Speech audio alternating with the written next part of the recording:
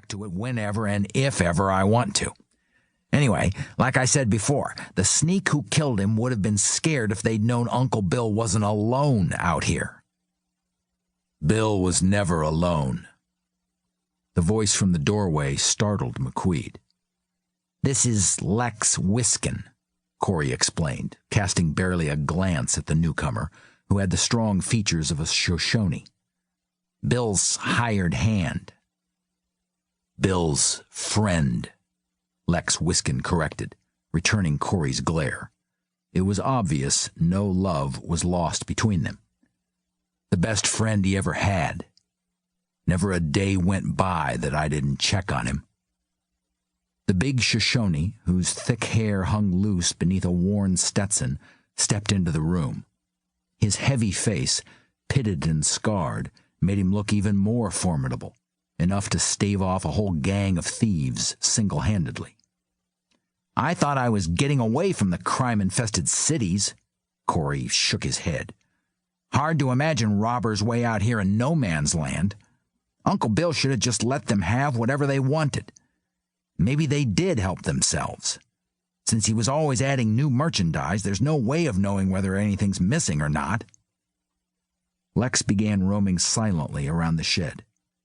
He stopped before a display case along the left wall and said halfway under his breath, "There is something missing." "What?" McQuede asked, surprised that anyone could make that assertion faced with this strange jumble of merchandise. Dim light fell across Lex's blunt features. "The little person," he said flatly. "I watched Bill set it in this case. I think it was Friday." A flash of recognition lit Corey's eyes. "Darned if you're not right. Pedro's gone." "Little person? Pedro? What are you two talking about?" "Pedro's a mummy," Lex said, once again under his breath. "About 20 years ago," Corey broke in, "my uncle told me he had purchased a strange item, a little mummy, from a dealer up in Casper. He believed it was the Pedro Mountain mummy. He always boasted about owning it. It gave him some kind of perverse pleasure to know everyone was looking for this mummy, and he was the one who owned it." McQuede had heard a little bit about this local legend. He knew that a long time ago, maybe in the 1930s, a tiny mummy had been found in a cave not far from here, a curious object that looked like a man but was only about 17 inches tall. He knew the Shoshone had legends of the Little People, a vicious, elf-like tribe who lived in the hills and canyons and shot poisoned arrows.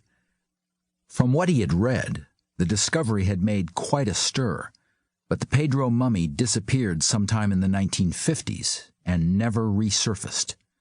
McQuede had always suspected the miners who brought it in were playing a prank to get attention, and that the mummy could have been just a fake. "Do you think he decided all of a sudden to sell it?" Corey asked. Lex Wiskin stepped closer to an empty glass case. "I watched him place it, right there." He also pointed to the empty spot in the center of the display. "That's not where he usually kept it. He never let anyone see it. But he told me he was going to make an exception and let some professor take a look at it." Lex looked around as if frightened by Pedro's disappearance. His gaze shifted nervously around the room and lit on a small wooden container that looked like a child's coffin, but instead of heading toward it, he backed away. "He usually kept it in that box." McQuede drew forward, stooping beside it. Carefully, using only the edges, he tried to open it but found it locked.